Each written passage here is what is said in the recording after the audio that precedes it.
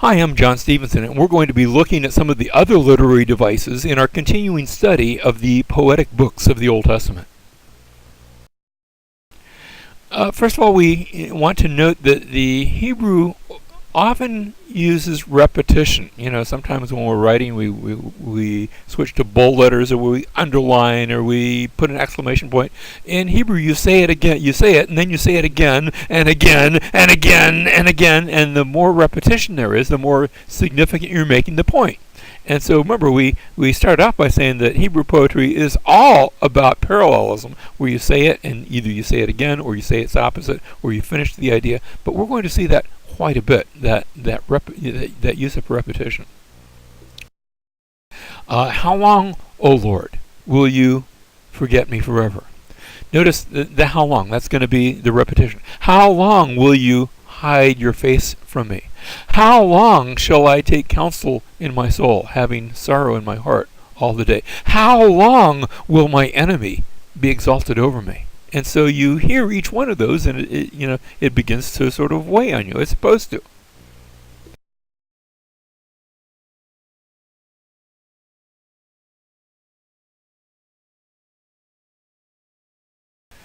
Psalm 29, verses 1 and 2, a Psalm of David. Of course, you have the superscription first, and we're going to talk more about those later on.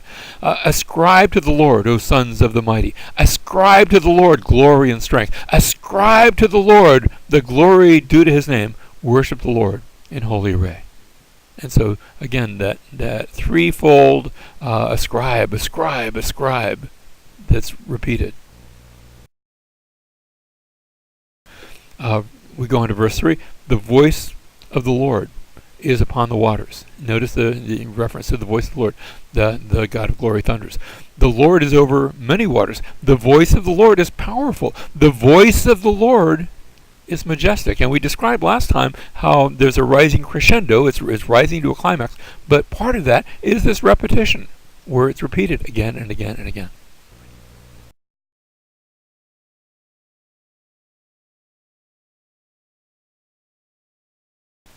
Verse 5, the voice of the Lord breaks the cedars. Here we're continuing that.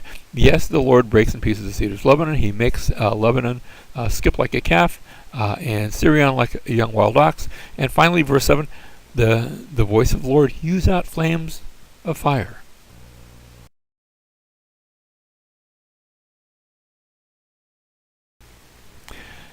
In verse 8, the voice of the Lord shakes the wilderness. The Lord shakes the wilderness of Kadesh. The voice of the Lord makes the deer to calf and strips the forest bare. And in his temple, everything says, glory. Now, the next type of figure of speech is the acrostic. Now, in this case, it starts off with praise the Lord. That's sort of the introduction to the psalm. And then when he says, I will give thanks, you could have just talked about the word for giving thanks, but you actually have the word ani, which I will give thanks. And to do that, he has that first letter. The ani starts with that first letter of the Hebrew alphabet, Aleph. That's that funny looking letter to the left. I just put the Hebrew letters there. So the first line has the first word begins with the first letter of the Hebrew alphabet. The next line, in the company of the uprighteous. When you want to talk about in anything, that's the Hebrew letter Be. Or Beth. You put it. You actually affix it to the front of the word. So in the company of the upright and the assembly, great are the works of the Lord. Gadol is the word for great. So notice I've gone Aleph, Beth, Gimel, and then Daleth is the next one. They are studied by all who delight in them. That's verses 1 and 2. It continues. We continue in verse 3. Splendid and majestic is his work, probably the work of him, and that word the ha is that hey. So you got hey, wow, zan, the wow, and his righteousness. Notice there's only one part of a verse in here that starts with the word and. The word and is vav, which you see there, or if you don't have your front teeth, you say wow. and then Zayin, he has made his wounds to be remembered. Actually, literally, it's remembered is the way he has made his, and that word remember, zakar.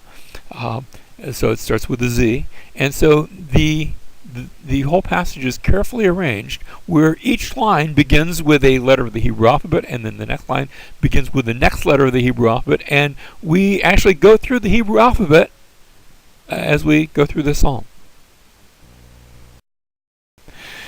A different figure of speech is what we call hyperbole.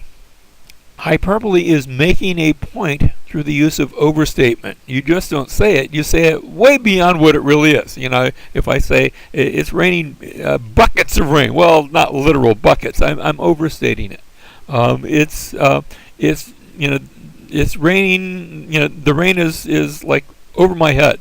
Well, it doesn't really rain that high, and of course, if I'm down in a valley, maybe the water might be over my head, but I overstate it. I've told you a million times. Well, I probably haven't told you a million times, but I've told you a lot. And so, Psalm chapter 6, verse 6, I'm weary with my sighing. Every night I make my bed swim. And then he says it again. I dissolve my couch with my tears. Notice the parallelism. Make my bed swim is the same thing. I dissolve my bed, my couch are the same thing. Swimming and my tears, dissolving with tears, that's the same idea.